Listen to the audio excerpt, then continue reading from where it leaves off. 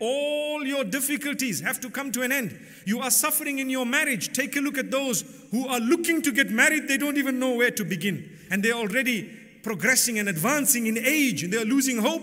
But they're still thanking Allah, oh Allah, I might not have been married. I'm already 60 years old. But Ya Allah, I thank you for giving me the opportunity to worship you while I was in this world only for 6 decades. Subhanallah. Notice how I said only for 6 decades. It's actually so short. Ask those who are older from amongst us, how was your life spent? They will talk to you about the 80s, the 90s, 2000, 2010, and it will seem like a few paragraphs. They have summarized their lives in a short span. It's over. Short. They will tell you, no, I know the highlights of my life.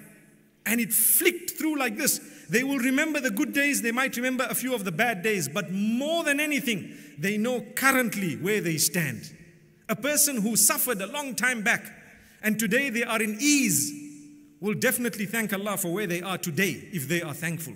When a woman is in labor and she gives birth, she struggles and suffers. She comes so close to death in some instances. And after the child is born and she hears the cry and the child is given to her, forgotten. When I told my wife that, she said, no ways, I haven't forgotten. Allahu Akbar. May Allah subhanahu wa ta'ala grant us understanding. But what is meant by that is, she doesn't mind. Whatever happened, happened. Today I have a baby, I have a child here. Some women will tell you, I don't want to go through this again. Guess what? A few months later, they're expecting once again. May Allah subhanahu wa ta'ala make it easy for us all. Because it's such a blessing. So Allah gives you a blessing in the midst of hardship.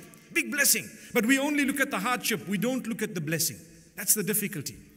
Then Allah says, we will test you with loss of life. People have to die. Your family members have to go. At some stage, they have to go. You have no option. If you haven't lost a close family member, wait for a few more years. They have to lose you or you have to lose them. Somehow, because everybody has to die at some stage, don't you agree? So what I'm saying is not dooming, but it is actually the reality.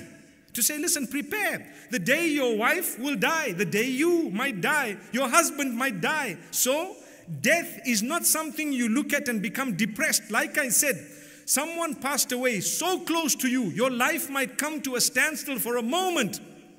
But a true believer is taught to say, Inna lillahi wa inna ilayhi raji'un. We indeed belong to Allah and we will all return to Allah subhanahu wa ta'ala. That's how you go through the hardship. That's how you maintain closeness to Allah subhanahu wa ta'ala, by declaring constantly that you are all going to return to Allah. We will all return to Allah subhanahu wa ta'ala. So I become close to Allah subhanahu wa ta'ala, and I know I have to carry on whether I like it or not. I have to make ends meet. I know of a family.